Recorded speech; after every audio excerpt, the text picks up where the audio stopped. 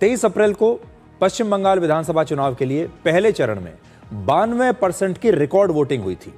यह आजाद भारत में पश्चिम बंगाल में हुई सबसे बड़ी वोटिंग है। इस पर गृह मंत्री अमित शाह ने आज एक बहुत बड़ा दावा किया है। उन्होंने कहा है कि पहले चरण की 152 सीटों में से 110 से ज्यादा सीट इस बार बीजेपी जीतेगी। 16 जिलों की 52 सीटों पर 92.98% मत ये निश्चित रूप से बताता है कि दीदी जाने वाली है और भाजपा आने वाली है।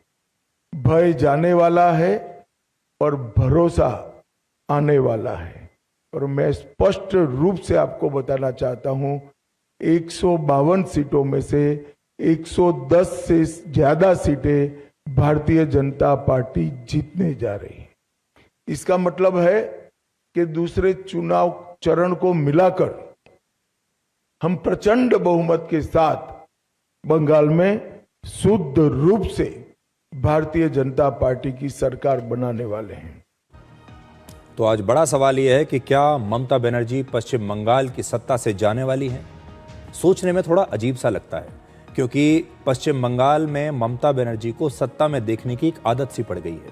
ममता बनर्जी और पश्चिम बंगाल का जो नाता है, ऐसा लगता है कि न जाने कितने समय से वही सत्ता में बैठी हुई है। असल में पश्चिम बंगाल की राजनीति ही ऐसी है। ममता बनर्जी से पहले वहां पर सीपीएम की सरकार थी, ज्योति बासु का वो समय था, दशकों तक उनकी सत्ता रही और उस समय सीपीएम मतलब पश्चिम बंगाल हो गया था। फिर 2011 से लेकर अब तक ममता बनर्जी लगातार एक के बाद एक चुनाव जीतती जा रही हैं और पश्चिम बंगाल के लोगों को भी थोड़ी देर के लिए इस पर यकीन नहीं होगा कि शायद ममता बनर्जी इस बार चुनाव हार भी सकती हैं। लेकिन ये एक बहुत बड़ा उलटफेर होगा, इसलिए आप अपनी कल्पनाओं में, अपनी सोच में इस ख्याल को डालना अभी से शुरू कर दीजिए। ऐसा हो भी सकता है।